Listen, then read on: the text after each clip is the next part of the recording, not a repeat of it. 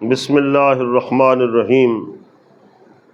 عن عبداللہ بن عمر عن النبی صلی اللہ علیہ وسلم قال خصلتان او خلتان لا يحافظ علیہما عبد مسلم الا دخل الجنہ۔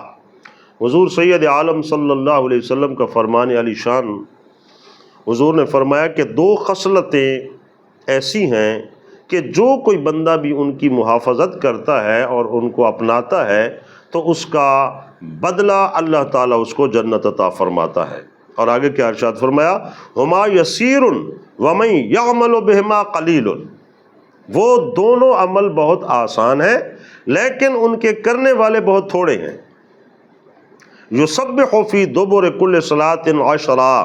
پہلا کام جو حضور نے ارشاد فرمائے ان دونوں میں سے کہ ہر نماز کے بعد 10 مرتبہ سبحان اللہ پڑھنا، اور یحمد عشرا 10 مرتبہ الحمدللہ پڑھنا، ویکبر عشرا اور 10 مرتبہ اللہ اکبر پڑھنا۔ فذالک 50 و100 باللسان و1000 و500 فی المیزان۔ حضور نے فرمایا یہ پڑھتے ہوئے تقریباً 150 ہیں جبکہ میزان میں 1500 کے قریب ہیں، فی المیزان۔ وَيُكَبِّرُ 34 اذا اخذ مضجعه، اور دوسرا کام حضور نے فرمایا، پہلا تو یہ کہ ہر نماز کے بعد 10 مرتبہ یہ کلمات پڑھنا، اور دوسرا حضور نے فرمایا کہ جب سونے لگے بستر پر جائے تو سونے سے پہلے 10 مرتبہ انہی کلمات طیبات کو پڑھنا۔ تو اس کے متعلق پھر آخر پر حضور نے کیا ارشاد فرمایا، راوی کہتے ہیں فَلَقَدْ رَأَيْتُ رسول اللہ صلی اللہ علیہ وسلم يَعْقِدُهَا بِيَدِهِ، میں نے دیکھا کہ رسول اللہ صلی اللہ علیہ وسلم اس طرح اپنے ہاتھ مبارک پہ شمار فرما رہے تھے۔ قالوا، تو اب جب حضور نے یہ دونوں چیزیں ارشاد فرمائیں تو لوگ کہنے لگے یا رسول اللہ کیف ہما یسیر، کس طرح یہ آسان ہے، ومن یعمل بہما قلیل،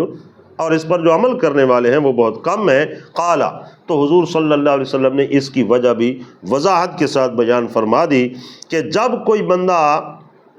سونے لگتا ہے، یاتی احدکم فی منامہ یعنی الشیطان، شیطان آ جاتا ہے، فَيُنَوِّمُهُ قَبْلَ أَن يَقُولَهُ، تو وہ اگرچہ ارادہ بھی رکھتا ہو کہ میں پڑھ کے سوؤں گا لیکن شیطان آ کے اس کو اپنے طریقے سے پھسلا پھسلو کے سلا دیتا ہے اس کے پڑھنے سے پہلے۔ اور اسی طرح جب کوئی بندہ نماز پڑھتا ہے، اب نماز کے فارغ ہونے کے بعد اس کا اگرچہ ارادہ تھا کہ میں کچھ دیر بیٹھوں گا اور یہ کلمات طیبات تسبیحات پڑھ کے جاؤں گا، لیکن یاتیہ فی صلاتہ، وہ نماز کے اندر اس کے پاس آ جاتا ہے، فیذکرہ حاجتہ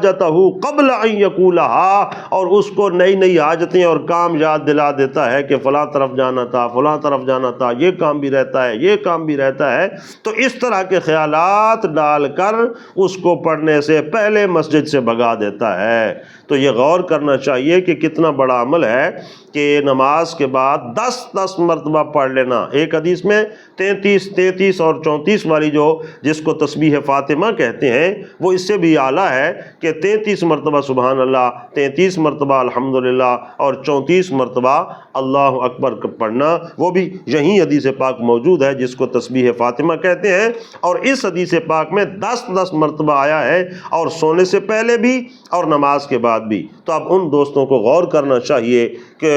ہم کثرت سے دیکھتے ہیں کہ نماز کا سلام پھرتے ہی بھاگم بھاگ دروازے کی طرف جائیں گے، یہاں تک کہ آگے کچھ بندے اگر کسی کی رکعت رہتی ہے اور وہ نماز پڑھ رہا ہے تو اب نمازی کے آگے سے گزرنا سخت گناہ ہے۔ حضور صلی اللہ علیہ وسلم کی ایک حدیث پاک کا مفہوم ہے کہ 1 سال تک بھی انتظار کرنا پڑے تو کر لے لیکن آگے سے نہ گزرے، لیکن وہ اس چیز کا بھی